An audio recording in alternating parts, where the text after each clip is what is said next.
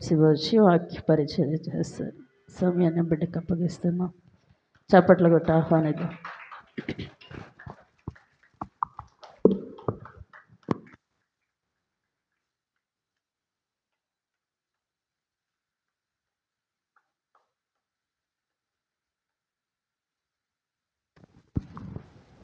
దేవుని పరిశుద్ధ నామానికి మహిమ కలుగాక. హల్లెలూయా, హల్లెలూయా. మరి ఇటు అవకాశం అందించిన దేవునికి నా స్తోత్రాలు, వందనాలు చెల్లిస్తున్నాను. మరి అదేవిధంగా ఈ వారం వాక్యాన్ని పంచుకోవడానికి ఈ సంఘంలో ఇటువంటి అవకాశాన్ని నాకు అనుగ్రహించినటువంటి సంఘ కాపరైన సేవకులకు, సేవకురాలకి ప్రత్యేకమైన వందనాలు చెల్లిస్తున్నాను. మరి కూడి వచ్చినటువంటి విశ్వాసులకు, వారి కుటుంబాలకు కూడా ప్రత్యేకమైన వందనాలు చెల్లిస్తున్నాను. మరి దేవుడు ప్రతి వారం కూడా మనల్ని కాచి కాపాడుతూ ఉన్నాడు. అదేవిధంగా ప్రతి నెలయు కూడా మనల్ని కాచి కాపాడుతూ మరి ఈ నెలలోనికి, ఈ వారంలోనికి మనం ప్రవేశపెట్టాడు. మనల్ని సజీవంగా ఉంచాడు కాబట్టి మనల్ని ఎంతగానో దేవుడు కాపాడుతూ ఉన్నాడు. కాబట్టి మనం ఎంతగానో కృతజ్ఞతాస్తుతులు చెల్లించే వారమై ఉన్నాం. కాబట్టి ఇక్కడ ఈరోజు మనం కూడుకొని ఉన్నాం, అవునా కాదండి? కృతజ్ఞత కలిగి ఉన్నాము కాబట్టి ఈ రోజున సంఘంలో మనము ఆరాధనలో పాల్గొనడానికి వచ్చి ఉన్నాం. అయితే ఒక వాక్యాన్ని చదువుకొని వాక్య ధ్యానం చేసుకుందాము. 1 పేతురు 3వ అధ్యాయము 9వ వచనం.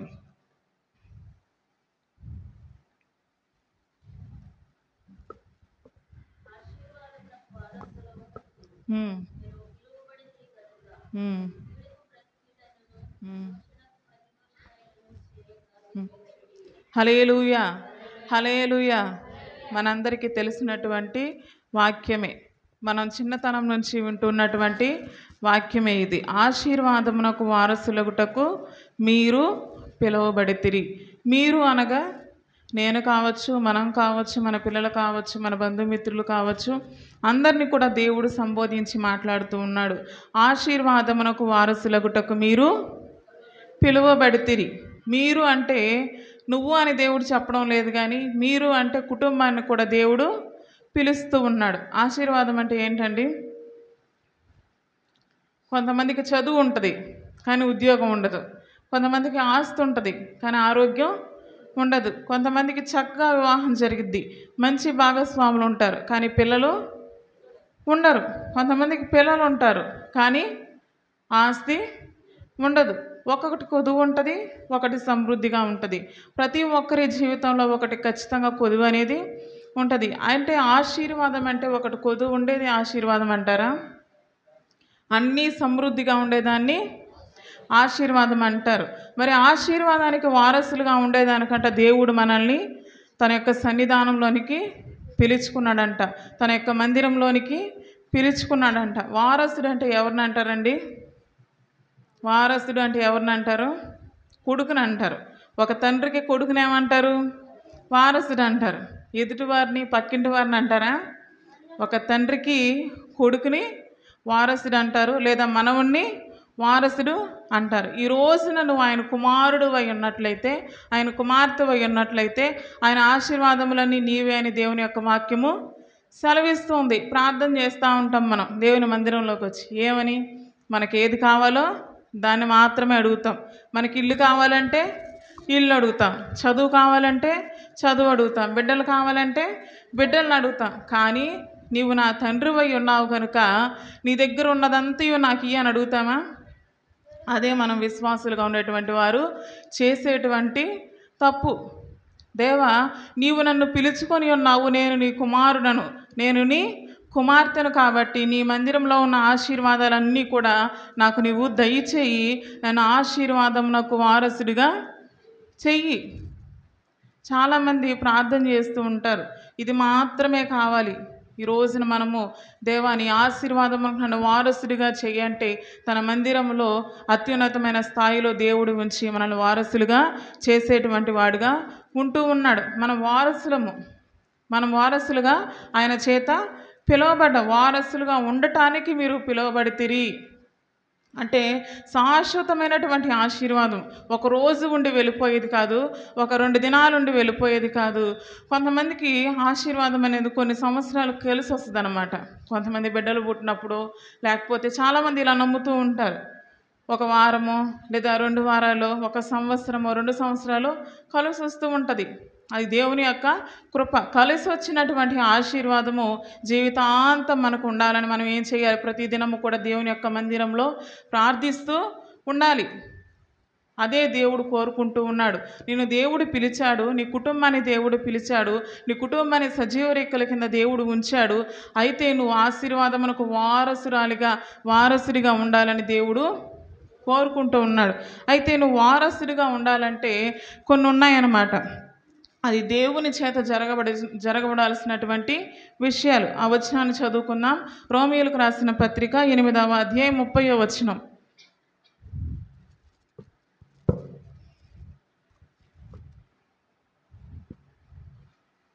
వారసులంటే ఎవరు, ఏం చేయబడాలి అనేటువంటి వచనాన్ని చూసుకుందాం. రోమీయులకు రాసిన పత్రిక 8వ అధ్యాయం 30వ వచనం. హల్లెలూయా. చాలండి. ఎవరిని ముందుగా నిర్ణయించెనో. ఎవరు నిర్ణయించాలండి? ఎవరి చేత మనం నిర్ణయించబడాలి? దేవుని చేత మనము నిర్ణయించబడాలి. లేదా సేవకుల చేతనో, లేదా పాస్టర్మ గారి చేతనో, లేకపోతే పాస్టర్ గారి చేతనో, లేదా చాలామంది గ్రామానికి రాజకీయ నాయకులు వచ్చినప్పుడు వారి దృష్టిలో పడాలని చాలామంది ఆ రోజు మందిరం ఉన్నా సరే వెళ్ళిపోతూ ఉంటారనమాట. ఎందుకంటే వాళ్ళకి అధికారుల దృష్టిలో ఉండాలని, అధికారుల చేత నిర్ణయించబడాలని కొంతమంది అనుకుంటూ ఉంటారు. అయితే దేవుని యొక్క వాక్యం సెలవిస్తున్న మాట ఏంటంటే, నీవు యెహోవా తండ్రి చేత నిర్ణయించబడాలి. ఫలాని విశ్వాసి, ఫలాని మనిషి తన జీవితంలో మందిరంలో ఆధ్యాత్మికంగా ఉంది అని ఎవరు సాక్ష్యం ఇవ్వాలి? పాస్టర్ గారు ఇస్తే సరిపోతుందా? పాస్టర్మ గారు ఇస్తే సరిపోతుందా? సంఘ పెద్ద ఇస్తే సరిపోతుందా? ఎవరిచ్చినా సరిపోదు. కానీ దేవుడు నిన్ను నిర్ణయించాలి. ఒక పనికి కావచ్చు, ఒక బాధ్యతకు కావచ్చు, మరి దేనికైనప్పటికీ దేవుడు నిన్ను నిర్ణయించాలి. మరి నువ్వు వారసుడిగా జీవితాంతం స్థిరపరచబడాలి అంటే దేవుడు నిన్ను నిర్ణయిస్తూ ఉన్నాడా? లేదా ఒక బాధ్యత నీకు ఇవ్వాలి అనుకుంటున్నప్పుడు దేవుడు నిన్ను నిర్ణయించాలని దేవుని యొక్క వాక్యం మనవి చేస్తుంది. దేవా, మనం రోజు ప్రార్థన చేయాలి. నీ నిర్ణయంలో నేను ఉన్నానా? నువ్వు నన్ను నిర్ణయించుకుంటూ ఉన్నావా? నా కుటుంబాన్ని నువ్వు నిర్ణయించుకుంటూ ఉన్నావా? నీ సన్నిధానంలో, నీ మందిరంలో నా కుటుంబము నేను నిర్ణయించబడ్డామా లేదా? ఆ మాట కంటిన్యూ చేసుకుందామండి. అదే మాట కంటిన్యూ చేసుకుందాం.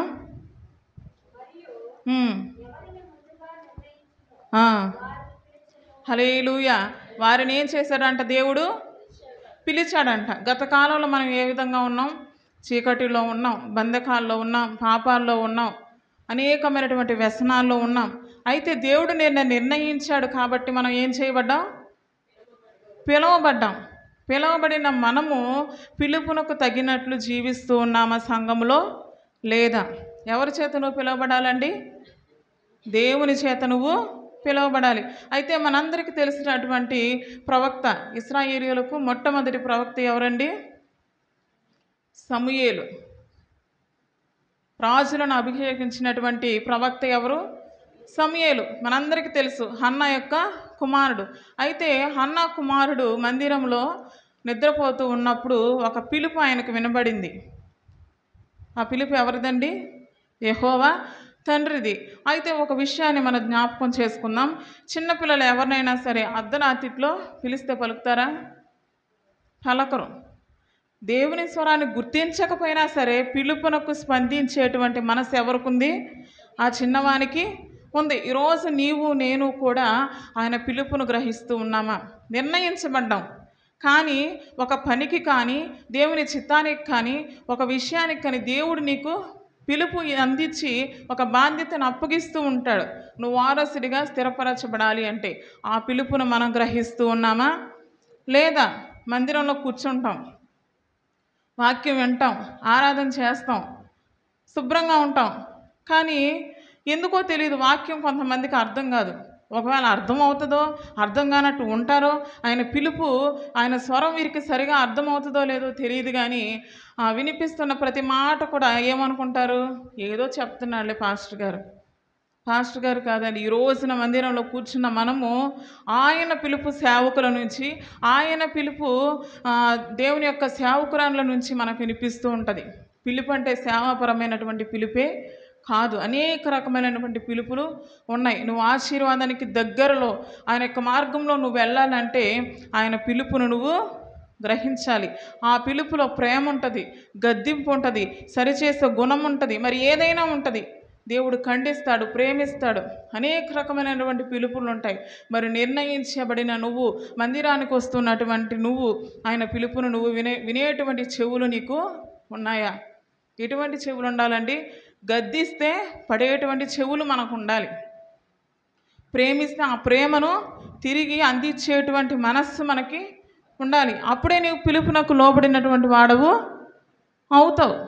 నువ్వు నిర్ణయించబడిన వాడవైతే నువ్వు ఎవరి చేత పిలువబడాలండి? దేవుని చేత నువ్వు పిలువబడాలి. అదే విషయాన్ని కంటిన్యూ చేసుకుందాం, అదే వచనాన్ని.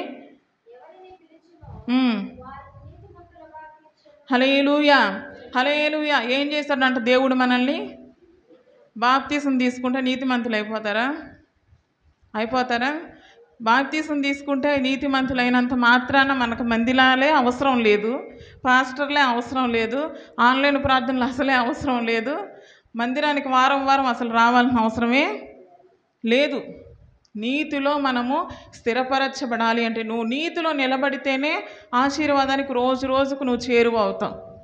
ఎందుకంటే ప్రతి దినము కూడా మనము వారంలో ఒకరోజు మందిరంలో ఉంటాం, 2 రోజులు మందిరంలో ఉంటాం, లేదంటే స్పెషల్ ప్రార్థనలప్పుడు మనం మందిరంలో ఉంటాం.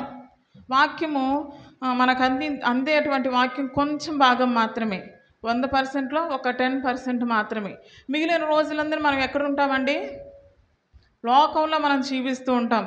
అయితే నీతిలో మనం నిలవబడాలి అంటే వాక్యం మనం సమృద్ధిగా ఉండాలి.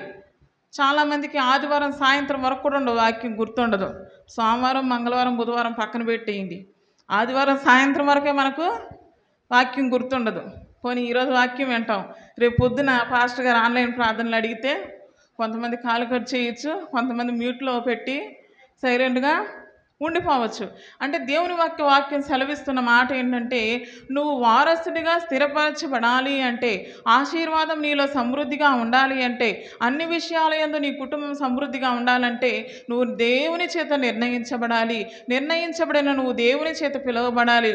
పిలువబడిన నువ్వు ప్రతిరోజు ప్రతి దినము కూడా దేవుని యొక్క వాక్యం చేత నీతిలో తీర్చబడుతూ ఉండాలి.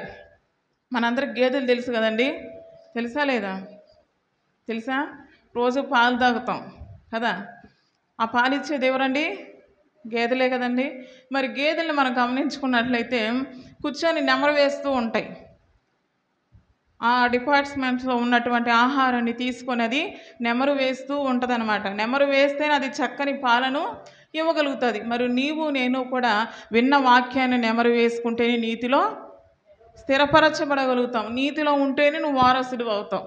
అవునా కాదని? నీతి తప్పి ప్రవర్తిస్తే కష్టం వచ్చినప్పుడు దేవుని యొద్దకు రావటం, కష్టం వచ్చినప్పుడు దేవునిలో బలంగా ఉండటం, కష్టం వచ్చినప్పుడు దేవుని ఆరాధించడం, కష్టం వచ్చినప్పుడు మాత్రమే కానుకలు ఇవ్వటం, కష్టం వచ్చినప్పుడు మాత్రమే సేవకులకు ఫోన్ చేయడం, సేవకురాలకు ఫోన్ చేయడం, మిగిలిన సమయంలో నీ ఇష్టారాజ్యంగా లోకంలో ప్రవర్తిస్తే అది నీతిలో నువ్వు ఉంచబడినట్లు కాదు. అంటే నువ్వు బాప్తీసం తీసేసుకుంటే బల్లకు ఒక వారానికి ఒకసారి, నెలకు ఒకసారి వచ్చి బల్ల తీసేసుకుంటే నువ్వు నీతిమంతుడువు కాదు. ఇది బైబిల్ అసలు ఒప్పుకోదు. ప్రతి దినము కూడా నువ్వు వాక్యం అనేటువంటి ఖడ్గము చేత నీ యొక్క పాపాన్ని నువ్వు ఖండించుకోవాలి.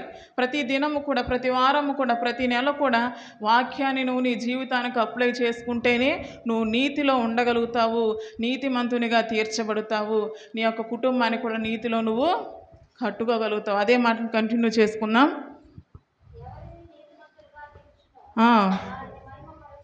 హల్లెలూయా, హల్లెలూయా. మహిమపరచడం అంటే ఏంటండి? గొప్పగా దేవుడు చేస్తాడు. నువ్వు దేవుని చేత నిర్ణయించబడితే, దేవుని చేత నువ్వు పిలువబడితే, నీతిలో నువ్వు ప్రతిదినము కూడా చక్కగా నీ కుటుంబాన్ని, నీ జీవితాన్ని ముందుకు తీసుకొని వెళ్తే దేవుడు ఏం చేస్తాడంట? మహిమపరుస్తాడు. ఏమని? ఈ నా బిడ్డ, నా కుమారుడు, నా వారసుడు. హల్లెలూయా.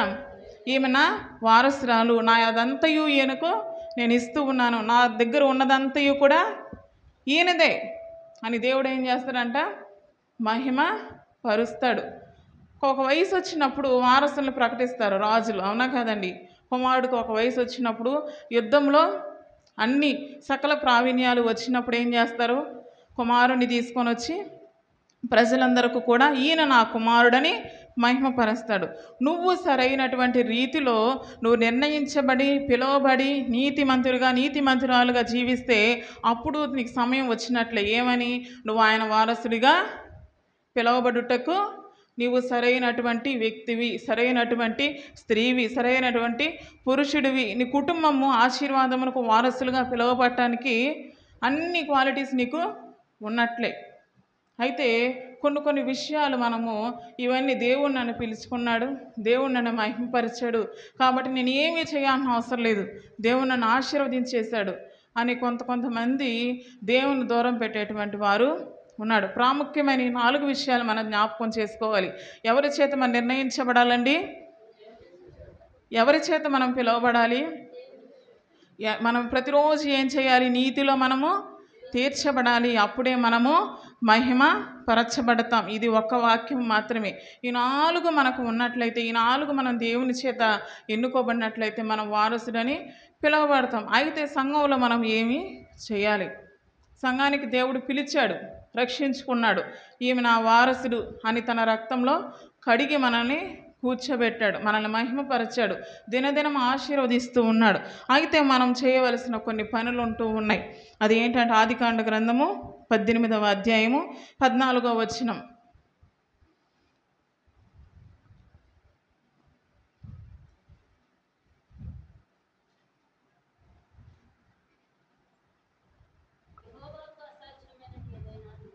హల్లెలూయా.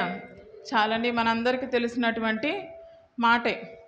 మనం ఆశీర్వాదానికి వారసులుగా పిలువబడ్డాం. ఎవరు పిలువబడ్డారండి కుటుంబంగా? ఫస్ట్ మనందరికీ తెలుసు, అబ్రహాము శారా గారు పిలువబడ్డారు. పిలిచినప్పుడు అబ్రహామును పిలిచాడా, శారాను పిలిచాడా? అబ్రహామును పిలిచాడు. ఆ విషయాన్ని తీసుకొచ్చి ఎవరికి చెప్పాడు? శారమ్మకు చెప్పాడు. ఇలా దేవుడు నన్ను పిలిచాడు కాబట్టి మనము మన యొక్క ఉన్నటువంటి వస్త్రాలు కావచ్చు, మనకు కావలసినటువంటివి మనం ఎత్తుకొని మనము వేరొక దేశానికో లేకపోతే వేరొక ప్రాంతానికో మనం వెళ్ళవలసిన సమయం వచ్చినప్పుడు అని చెప్పినప్పుడు శారమ్మ ఏమంది? నోరు తెరవకుండా బయలుదేరేసింది, అవునా కదా? నోరు తెరవకుండా నువ్వు ఎక్కడికి రమ్మంటే నేను అక్కడికి వెళ్తాను, వస్తాను అని బయలుదేరేసింది. ఆ శారమ్మ గురించి ఇక్కడ వ్రాయబడి ఉన్నటువంటి అనేక మాటలు మనం చదువుతూ ఉన్నాం. అయితే కొన్ని సందర్భాల్లో మనం గమనించుకోవచ్చు, కొంతమంది రాజుల యొద్దకు, అధికారుల యొద్దకు వెళ్ళినప్పుడు శారమ్మతో అబ్రహాం గారు అంటారనమాట, నువ్వు నా చెల్లెని నేను చెప్తాను, నువ్వు సరే అనాలి. మనం ఒప్పుకుంటామండి? ఒప్పుకుంటామా? ఏదో కొన్ని మనకు ప్రభుత్వం నుంచి రావు అని ఒకవేళ ఒక ఇమ్మానియాలనే రూతమ్మతో అన్నాడే అనుకో, నువ్వు నా చెల్లని ఒప్పుకుంటావా? ఎవ్వరు కూడా ఒప్పుకుంటారండి. చేసుకున్నది కాకుండా, ఇన్ని రోజులు కాపురం చేసింది కాకుండా, ఇన్ని రోజులు నివసించింది కాకుండా చెల్లని చెప్తావా? నిన్ను నమ్మి నేను ఇంత దూరం వచ్చానే, నిన్ను నమ్మి నేను తల్లిదండ్రులు వదిలిపెట్టి వచ్చానే, నా గ్రామాన్ని వదిలిపెట్టి వచ్చానే, చెల్లని చెప్తావా? ఒకవేళ చెల్లండి నిన్ను పంపించేసిన శాశ్వతంగా ఇక్కడ పెట్టేసుకుంటే నా పరిస్థితి ఏమని శారమ్మ అందా? అనలేదు. ఆ శారమ్మ అంత నమ్మకంగా, అంత విధేయత కలిగి, అంత లోబడి చెప్పిందన్నా విన్న శారమ్మ ఇక్కడ ఏం చేస్తుందండి? నవ్వుతూ ఉంది. ఈ రోజున నీకు నాకు కూడా నవ్వే సందర్భాలు ఎన్నో ఉంటాయా? దేవుడు నన్ను పిలిచాడు, నన్ను నిర్ణయించాడు, రక్షించుకున్నాడు, తన మందిరంలో కూర్చోబెట్టాడు. అయితే నాకెందుకు ఈ శ్రమ, నాకెందుకు ఈ ఇబ్బంది, నాకెందుకే ఈ కష్టం? ఎవరికీ లేదే, మరి నాకెందుకు? మరి దేవుణ్ణి నమ్ముకున్నటువంటి నా బంధువులు కూడా బాగానే ఉన్నారు, నా స్నేహితులు కూడా బాగానే ఉన్నారు. దేవుడు నాకు వాగ్దానం చేశాడు, ఏమని? నేను నిన్ను పిలుచుకున్నాను కాబట్టి ఆశీర్వాదానికి వారసురాలుగా చేస్తానన్నాడు. కానీ రోజు రోజుకి నా పరిస్థితి దరిద్రంగా ఉంటుంది, నా పరిస్థితి ఎవ్వరికీ లేదు అని ఆలోచన అని నువ్వు మనకు వస్తుందా? దేవుడు కొన్నిసార్లు నేను నిన్ను ఆశీర్వదిస్తానని సేవకుల ద్వారా మాట్లాడాననుకో, నమ్ముతాం. కానీ ఏం చేస్తాం? ఒక్కోసారి నవ్వుకుంటాం పక్క తిరిగి. శారం కూడా బహుశా అలాగే నవ్వుకుందేమో. ఈ రోజున చాలామంది మనల్ని చూసి నవ్వడం కాదండి, మనల్ని చూసి మనమే నవ్వుకుంటున్నాం. అవునా కదా? కూర్చున్నప్పుడు, లేకపోతే నిద్రపోతూ ఉన్నప్పుడు, దేవుడిచ్చే దర్శనాలను బట్టో, కొన్నిసార్లు పాస్టర్ గారు మీరు గమనించి ఉండొచ్చు, కొన్ని ఆశీర్వాదకరమైనటువంటి మాటలు మాట్లాడుతూ ఉన్నప్పుడు మనకు మనమే నవ్వుకుంటూ ఉంటాం. ఈయన ఏదో చెప్తాడులే, ఏంటి అది అయ్యే పని కాదు, జరిగే పని కాదు, అది అయ్యేపరికి నాకు మనవడే వచ్చేస్తాడు. ఏంటి ఇలా అనుకునేటువంటి కుటుంబాలు అనేకం ఉంటూ ఉన్నాయి. మరి సేవకులు ప్రేరేపించి వాక్యం చెప్తూ ఉన్నప్పుడు, సేవకులు ప్రేరేపించి నేను ఆశీర్వదిస్తూ ఉన్నప్పుడు ఒకవేళ నువ్వు నవ్వుతూ ఉన్నావేమో, ఆ నవ్వే నీ ఆశీర్వాదాన్ని నీకు దూరం చేస్తూ ఉండొచ్చు. ఈ రోజున నువ్వు నవ్వుతూ ఉన్నట్లయితే, నువ్వు దేవుని యొక్క కార్యం నమ్మకపోతే, దేవుని యొక్క వాక్యం సెలవిస్తుంది, నేను నిన్ను ఆశీర్వదిస్తానని నేను చెప్పినా నువ్వు నవ్వుతూ ఉన్నావంటే, ఒకవేళ ఆశీర్వాదమును ఆస్వాదించేటువంటి, ఆహ్వానించేటువంటి మనస్సు నీలో లేదేమో. దేవుడు చెబుతూ ఉన్నాడు, చారముతో అన్నాడు, వచ్చే సంవత్సరం ఈ పాటికంతా నీ యొక్క లోగిట్లో ఒక కుమారుడు ఉంటాడన్నప్పుడు ఆ మాటకి నవ్వింది. ఒక మాట అంటానండి, ఈ కాలంలో సీసీ కెమెరాలు ఉన్నాయి, ఆ కాలంలో ఉన్నాయా? సీసీ కెమెరాలు ఉన్నా కూడా సరే డివైస్ని కట్ చేసి దొంగలు దూరేస్తున్నారు ఇప్పుడు షాపుల్లో, అవి రికార్డ్ అవ్వట్లేదు. ఆ కాలంలో ఆ టెక్నాలజీ లేకపోయినప్పటికీ బయట ముగ్గురు ఉన్నటువంటి వ్యక్తులు ఎవరైతే ఉన్నారో, తండ్రి కుమార పరిశుద్ధాత్ముడు అని చెప్పబడినటువంటి వ్యక్తులు ఎవరైతే ఉన్నారో, లోపల నవ్వినటువంటి శార నవ్వును దేవుడు చూస్తాడు. ఈరోజు నువ్వు పడుతున్న బాధను దేవుడు చూడడంటారా? అనుకుంటూ ఉంటాం, నేను ఆరాధన చేస్తున్నాను, ఇంతమందిలో దేవునికి నా యొక్క స్వరము తెలుసా, నేను ప్రార్థిస్తూ ఉన్నాను, నా కన్నిటిని దేవుడు చూస్తూ ఉన్నాడా, నా స్వరాన్ని దేవుడు వింటూ ఉన్నాడా? అయితే నీ విశ్వాసాన్ని చూసేటువంటి దేవుడు ఆయన. హల్లెలూయా. నీ అవిశ్వాసాన్ని ఎరిగినటువంటి దేవుడు కూడా ఆయన. ఈరోజు దేవుని యొక్క వాగ్దానాన్ని నువ్వు నమ్మలేకపోతూ ఉన్నావేమో. నిన్ను దేవుడు పిలుచుకున్నాడు, నిన్ను నిర్ణయించాడు, అయినా సరే దేవుని యొక్క వాగ్దానము నువ్వు నమ్మటానికి నీ యొక్క మనస్సుని సిద్ధపరచుకోవట్లేదేమో. దేవుడు మాట్లాడుతూ ఉన్నాడు, ఈ రోజున నీకు ఇచ్చిన వాగ్దానం బట్టి నువ్వేం చేయాలి? గట్టిగా నమ్ము, దాని కొరకు నువ్వు ప్రార్థన చేయి. నేను నిన్ను వారసునిగా, వారసురాలుగా నీ కుటుంబాన్ని దేవుని యొక్క సన్నిధిలో నిలబెడతానని దేవుని యొక్క వాక్యం సెలవిస్తుంది. మొట్టమొదటిగా మనం చేయాల్సిన పని ఏంటంటే, ఆయనకు వాగ్దానాన్ని మనము నమ్మాలి. ఏం చేయాలండి? ఆయన యొక్క వాగ్దానాన్ని మనము నమ్మాలి. రెండవ యొక్క మాట చదువుకుందాం, మలాకి 3:10. అది ఎక్కడుందని అడగద్దండి, పాత నిబంధన లాస్ట్లో ఉంటుంది.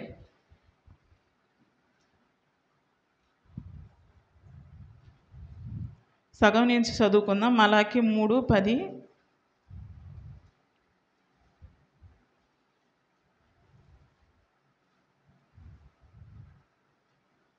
మత్తయి సువార్తకు ముందు పాత నిబంధన లాస్ట్లో ఉంటుందండి, చదువుకుందాం.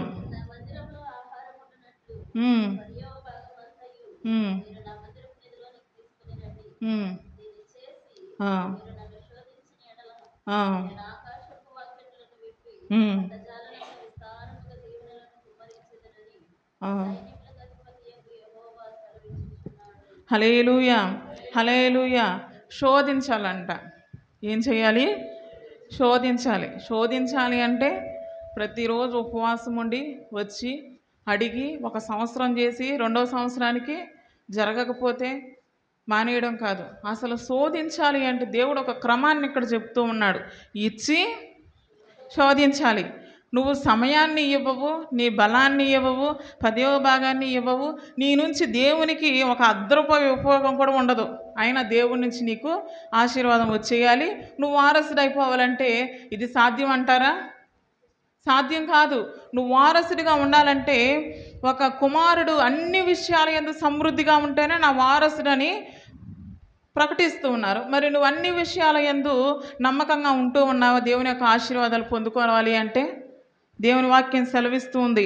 8వ వచనాన్ని చదువుకుందాము, 8, 9 కూడా చదువుకుందాము. మానవుడు దేవుని యొద్ద దొంగిలిలునా? అయితే మీరు నా యొద్ద దొంగిలితిరి. దేని విషయంలో మేము నీ యొద్ద దొంగిలితమని మీరందరూ 10వ భాగమును ప్రతిష్టార్పణను ఇవ్వక దొంగిలితిరి, ఈ జనులందరూ నా యొద్ద దొంగిలిచునే ఉన్నారు, మీరు శాపగ్రస్తులై ఉన్నారు. హల్లెలూయా, హల్లెలూయా. మొదటిగా నువ్వేం చేయాలి? గట్టిగా నీ యొక్క వాగ్దానాన్ని నమ్మాలి. రెండవదిగా ఏం చేయాలి? శోధించాలి. కానీ ఏ విధంగా శోధించాలి? ఇచ్చి శోధించాలి. కొంతమంది అనుకుంటుంటారేమో, నిలబడితే అందరూ కానుకల గురించి చెప్తున్నారని. నేను కానుకల గురించి మాత్రమే చెప్పడం లేదు. నీ నుంచి, నీ కుటుంబం నుంచి దేవునికి ఏం ఉపయోగం ఉంది? చాలామంది అనుకుంటారు, కొంతమంది ఎద్దవ జోకులు వేస్తుంటారు. ఏంటంటే, నేను ఎక్కడ దొంగిల్లాను? దేవుని యొక్క ఇల్లు ఏమన్నా నాకు తెలుసా? ఏంటి దారి ఏమన్నా నాకు తెలుసా?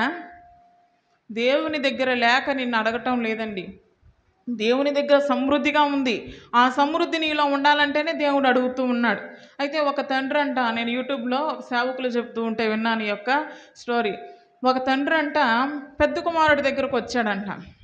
వచ్చి, బాబు నాకు ఆరోగ్యము సరిగా లేదు, నాకు కొంత అమౌంట్ ఉంటే నేను చూపించుకొని మరలా దాన్ని తిరిగి నీకు నేను ఇచ్చేస్తాను, 1 నెల 2 నెలల గడువు చేత నేను నీకు ఇచ్చేస్తాను అంటారు. మనకందరికీ తెలుసండి అటువంటి మాట. ఒకటి చెప్పనండి, తల్లిదండ్రుల దగ్గర ఉండేదంతా ఎవరిది? పిల్లలది. పిల్లల దగ్గర ఉండేదంతా ఆమెదే. ఏంటి? వాళ్ళది, వాళ్ళ పిల్లలది. ఈ విషయం మనందరికీ తెలిసినటువంటి మాట. మరి నేనంతా నా ఆస్తి అంతా నీకు ఇచ్చాను, మరి నీ దగ్గర ఉన్నది నాదే, నాకు 2 రూపాయలు 10 రూపాయలు సాయం చేయి అని అడగడానికి తండ్రి సరిపోడంటారా? సరిపోతాడు. అయినా సరే తండ్రి ఏం చేశాడంట, నాకు నువ్వు ఇస్తే నేను మళ్ళీ నీకు తిరిగి ఇచ్చేస్తాను. ఈరోజు దేవుడు కూడా అంటూ ఉన్నాడు, నువ్వు నాకు ఇస్తే నేను తిరిగి ఇచ్చేస్తాను, నేనేమి పెట్టుకోను. అయితే కుమారుడు అన్నాడంట, వస్తాను ఇప్పుడే అని చెప్పి కోడల దగ్గరికి వెళ్ళి పర్మిషన్ తీసుకొని, ఆవిడ నో అని చెప్తే తలుపులు వేసేసాడంట. అయితే చిన్నగా రెండో కుమారుడి దగ్గరికి నడుచుకుంటూ వెళ్ళాడంట. వెళ్ళాక రెండో కుమారుని కూడా పిలిచి అడిగాడంట, బాబు నేను మీ అన్నయ్యని అడిగాను, మీ అన్నయ్య లేదన్నాడు. మీ వదినమ్మని అడిగాను, వదినమ్మ కూడా లేదంది. మరి నీ దగ్గర ఉంటే కొంచెం ధనాన్ని నాకు అనుగ్రహించినట్లయితే నేను దాన్ని నా ఆరోగ్యం నిమిత్తము ఖర్చు పెట్టుకొని మరలా నేను దాన్ని నీకు ఇచ్చేస్తాను అని చెప్పినప్పుడు తను కూడా ఏం చేశాడంట, కోడలను అడిగి తలుపులేసి తండ్రిని వెళ్ళిపోమని చెప్పాడంట. అయితే 2 కుమారుల తర్వాత ఒక కుమార్తె అనేది ఈయనకు ఉందంట. నిదానంగా నడుచుకుంటూ వెళ్ళి కుమార్తె యొక్క తలుపులు కొట్టి కూర్చొని ఒక మాట అన్నాడంట, అమ్మ నేను 2 కుమారులను కూడా అడిగాను, వాస్తవానికి నా దగ్గర ఉన్న ఆస్తి అంతయు వాళ్ళదే, మరి బహుశా నీకు నేను రూపాయో 2 రూపాయలు 3 రూపాయలు పెట్టుంటాను పెళ్ళప్పుడు, నేను ఏమీ కూడా నీకు జీవితంలో చేయలేను, కానీ నువ్వు కొంత ధనాన్ని నాకు ఇస్తే నేను నీకు తిరిగి ఇస్తానని కుమార్తెను అడిగినప్పుడు కుమార్తె దగ్గర ఉన్నటువంటి కొంత ధనాన్ని తీసుకొచ్చి కుమార్తె అందంట, నాన్న ఇది చూపించుకో, ఒకవేళ సరిపోకపోతే మరలా నేను దాన్ని అడ్జస్ట్ చేస్తాను అని చెప్పిందంట. అప్పుడు తండ్రి అన్నాడంట కుమార్తెను, అమ్మ నా దగ్గర లేక అడగలేదు, కానీ ఎవరి బుద్ధి ఏంటి?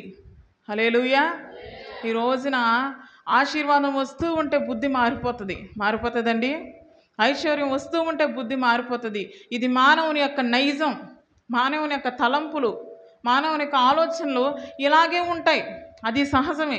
ఈరోజు నీవు నేను కూడా, పిలువబడిన నీవు నేను, నిర్ణయించబడిన నీవు నేను, దేవుని చేత మహిమ అందుకున్న నీవు నేను కూడా ఇలాగే ఉంటూ ఉన్నామా? ఒకసారి మనం జ్ఞాపకం చేసుకుందాం. దేవునికి ఇవ్వవలసింది అది ఏదైనప్పటికీ, సమయం అయినప్పటికీ, నువ్వు చేయవలసిన ఆరాధన అయినప్పటికీ, నువ్వు ఎక్కడ మహిమపరచాలో అక్కడ దేవుణ్ణి మహిమపరచకపోతే అది కూడా దేవునికి ఇవ్వకపోవటమే. దశంభాగం లెక్కలు అందరికీ తెలుసో లేదో ఒకసారి చెప్పాలని అనుకుంటున్నాను. 10 రూపాయలకి ఎంతండి దశంభాగం? ఎంతండి? రూపాయి. 100 రూపాయలకి 10 రూపాయలు, 1000 రూపాయలకి 100 రూపాయలు. మన నెలకి 10,000 సంపాదిస్తే ఎంత ఇవ్వాలండి దశంభాగం? నేను ఒక సేవకులు చెప్తూ ఉంటే విన్నానమాట. విజయరత్నమయ్య గారని మా మామయ్య గారు ఆత్మీయ తండ్రి అనమాట. ఆయన ఒక మాట అన్నాడంట, మీరు ఈ కానుకల బాక్స్లో రూపాయి వేయకుండా వెళ్ళిపోయినా దేవుడు నన్ను పోషిస్తాడు. ఏంటండి? దేవుడు పిలిచినవాడు నమ్మదగినవాడు కనుక రూపాయి వేయకుండా వెళ్ళిపోయినా దేవుడు పోషిస్తాడు. కానీ దేవునికి లెక్క చెప్పవలసినటువంటి రోజు ఒక రోజు ఉంటుంది. ఆ రోజు నువ్వు దేవుని కొరకు ఏమి ఇచ్చావో నువ్వు అందరి ముందు చెప్పాలి. ఈరోజు నేను ఒక్కడినే సేవకుని, నా కొడుకు ఒక్కడే సేవకుడు, అక్కడ అనేక మంది పరిశుద్ధులు ఉంటారు, అనేక మంది ఎన్నుకోబడిన వారు ఉంటారు. మరి వారందరి ముందు నువ్వేం చేయాలి? సాక్ష్యాన్ని చెప్పాలి. నీకు దేవుడు సాక్ష్యం ఇవ్వాలంటే నువ్వేం చేయాలి? దేవునికి ఇచ్చి శోధించాలి. నీ సమయాన్ని దేవునికి, నీ బలాన్ని దేవునికి. సంఘంలో ఒక పని అయినప్పుడు నీ పనికి నువ్వు ఎంత ప్రాధాన్యత ఇస్తావో సంఘంలో పనికి కూడా అంత ప్రాధాన్యత. నీ యొక్క ఇంట్లో ఏ ఏ వస్తువులు కొనుక్కుంటూ ఉన్నావో దేవుని యొక్క మందిరంలో అన్ని వస్తువులు సమృద్ధిగా ఉన్నాయా లేదా ఒకసారి చూసుకో. సంఘమే కాదు, సేవకుల ఇంట్లో కూడా ఏమన్నా కొదువుగా ఉందా లేదా? కొంతమంది సేవకులకు అది ఇచ్చాను ఇది ఇచ్చాను కానీ నాకు నా పేరు చెప్పలేదు అంటారు. మన క్రైస్తవుల్లో ఉన్నటువంటి మరి దరిద్రమైన అలవాటు ఏంటంటే, ఒక ఫ్యాన్ ఇస్తారు, ఏం చేస్తారు? దాని మీద పేరు రాస్తారు. మరి ఆ అలవాట్లు మానుకుందాం. ఆ ఫ్యాన్ తిరిగేటప్పుడు అంతా కూడా మన పేరు తిరుగుతూనే ఉండాలి. ఏంటి స్వార్థం? మనకు మన స్వార్థమ్మ కాదండి, చెప్పానంతే. స్వార్థమ్మ గిరగిరగిర తిరుగుతూ ఉండాలి. ఏంటి? తిరుగుతూ ఉండాలి. కూలర్ ఇస్తే చల్లగా ఉండాలన్నమాట. ఎవరు? ఆమె పేరు అక్కడ చల్లగా ఉండాలి. సోఫా ఇస్తే పాస్టర్ గారు కూర్చున్నప్పుడు అంతా ఆమెనే తెలుసుకోవాలి. మరి సమయం అయిపోయింది, ముగించేస్తానండి. ఈరోజు నీవు నేను కూడా శోధిస్తూ ఉన్నాం ఆశీర్వాదం కొరకు. మరి ఎలా శోధిస్తూ ఉన్నాం? ఇచ్చి శోధిస్తూ ఉన్నామా? ఇవ్వక శోధిస్తూ ఉన్నామా? ఇచ్చి శోధిస్తేనే నువ్వు ఆశీర్వదించబడతావు, నీ కుటుంబం ఆశీర్వదించబడిద్ది. సేవకుని చేతిలో ఏమీ లేదమ్మా, దండం పెట్టి చెప్తున్నాను నేను ఈ మాట. సేవకుల చేతిలో నీ కుటుంబం ఆశీర్వదించబడాలంటే ఏమీ లేదు. చాలామంది అనుకుంటారు, ఈ మందిరంలో కలిసి రాలేదు, ఇంకో మందిరానికి వెళ్దామంటే నీకు ఎక్కడే స్థిరం లేదు, అక్కడే స్థిరం ఉంటుంది. నీకు ఒక సేవకుని దగ్గరే నీకు స్థిరం లేదు. నీ ఆశీర్వాదం సేవకునిలో లేదు, సేవకురాల్లో లేదు, సంఘ పెద్దల్లో లేదు, ఎవరిలో లేదు. నీ కొరకు నువ్వు ప్రార్థన చేసుకో. నువ్వు ఇవ్వు, దేవుడు నీకు ఇస్తాడు. హల్లెలూయా. నువ్వు ఇస్తేనే దేవుడు నీకు తిరిగి ఇస్తాడు. ఎందుకంటే ఆయన దగ్గర లేక నిన్ను అడగట్లేదు కాబట్టి. 3వ మాట జ్ఞాపకం చేసుకుందాం. లూకాసు సువార్త 8వ అధ్యాయం 3వ వచనం. ఇంకా 2 మాటలు ఉన్నాయండి, టైం అయిపోయింది, నేను ముగించాలని ఆశపడుతూ ఉన్నాను. లూకాసు సువార్త 8వ అధ్యాయం 3వ వచనం.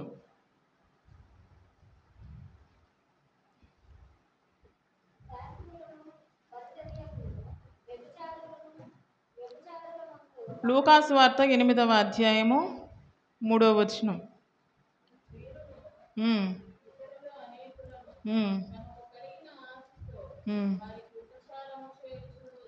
హల్లెలూయా, హల్లెలూయా. ఉపచారము అనగా ఏంటండి? పరిచర్య చేయటం. పరిచర్యలో నువ్వు సహకారముగా ఉండటం. ఆదివారం వచ్చి నీ పాటికి నువ్వు వెళ్ళిపోయి, నాకు ఖాళీ లేదండి పాస్టర్ గారు, నెలకు ఒకసారి వచ్చి నీ పాటికి నువ్వు వెళ్ళిపోయి, ఖాళీ లేదండి పాస్టర్ గారు అంటే దేవుడు వినడు. మనకందరికీ తెలిసినటువంటి ఒక మాట, దేవుడు యొద్దకు మనం తీర్పులోనికి వెళ్ళినప్పుడు అంట 2 గ్రూపులు డివైడ్ చేస్తాడంట. చేసినప్పుడు ఆ స్టోరీ ఇంటికి వెళ్ళి చదువుకోండి. చేసినప్పుడు నేను బాధలో ఉన్నప్పుడు, నేను కష్టాల్లో ఉన్నప్పుడు ఉపచారము చేయటానికి అని ఒక మాట ఉంటుంది. నువ్వు సంఘానికి ఉపచారం చేస్తే ఎవరికి చేసినట్లు? దేవునికి చేసినట్లు. మనం ఈ మాట అర్థమైతే ఆ యొక్క పాఠ్యాంశం కూడా మనకు చక్కగా అర్థమవుతుంది. మనము ఇక్కడ సంఘానికి చేస్తే, సేవకునికి చేస్తే, లేకపోతే సంఘ బిడ్డలకు చేస్తే ఎవరికి చేసినట్లండి?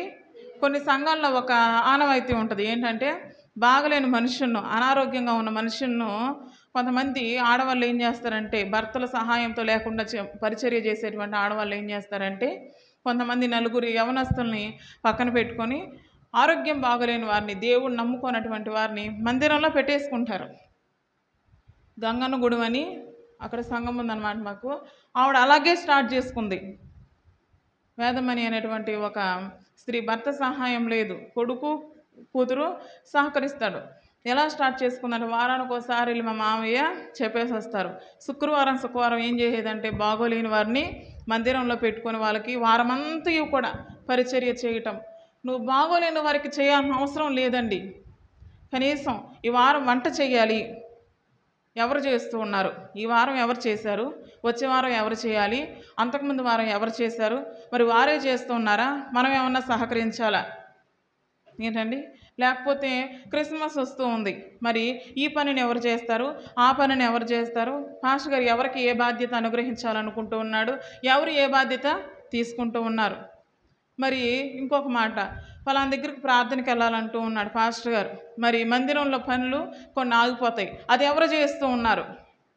ఇదే పరిచారం, ఇదే ఉపచారం. ఈ మనస్సు నీలో ఉంటేనే. కొంతమంది పరిచారం చేయాలంటే, పరిచర్య చేయాలంటే అందరికన్నా చిన్న చూపు చూసుకుంటూ ఉంటారు. హెబ్రోను మందిరంలో అంటండి గొప్ప గొప్ప ఉద్యోగస్తులు బాత్రూమ్స్ కడతారంట.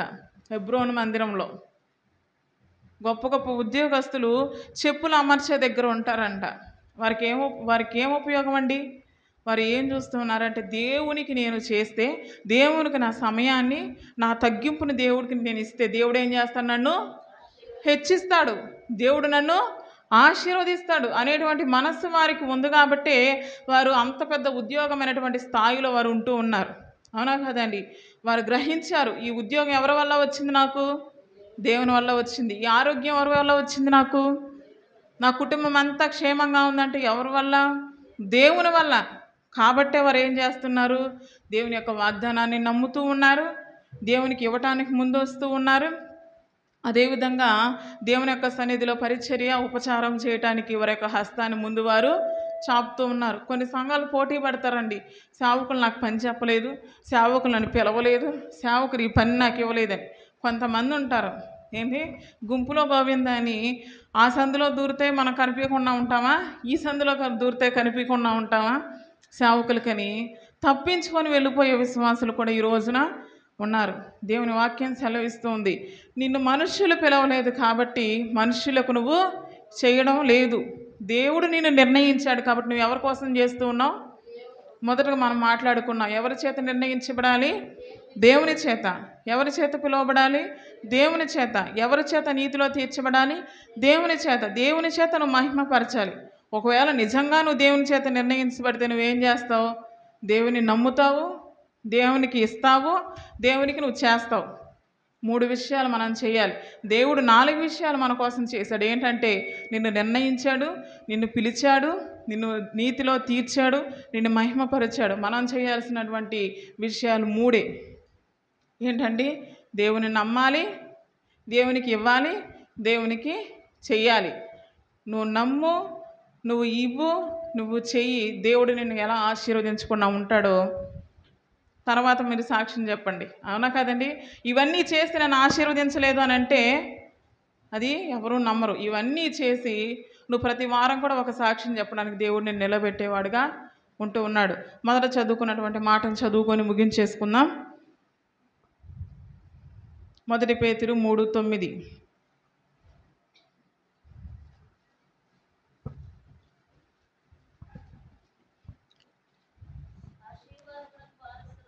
ఆశీర్వాదమునకు వారసులగుటకు మీరు పిలువబడితిరి కనుక కీడునకు ప్రతి కీడైనను దూషణకు ప్రతి దూషణైనను చేయక దీవించుడి. హల్లెలూయా. ఈ మాట మనలో నెరవేర్చబడాలి అంటే మనం చేయాల్సిన 3 పనులు ఆయన నమ్మి ఆయనకు ఇచ్చి ఆయనకు ఉపచారం చేసినట్లయితే ప్రతి వారము, ప్రతి దినము, ప్రతి నెల, ప్రతి సంవత్సరం కూడా దేవుడు నీ కుటుంబాన్ని ఆశీర్వదించి నేను వారసునిగా తీర్చే దేవుడుగా ఉంటూ ఉన్నాడు. మరి ఈ మాటలు దేవుడు దీవించిన గాక. ముందున్న సమయాలు సేవకురాలకు అప్పగిస్తూ ఉన్నాను.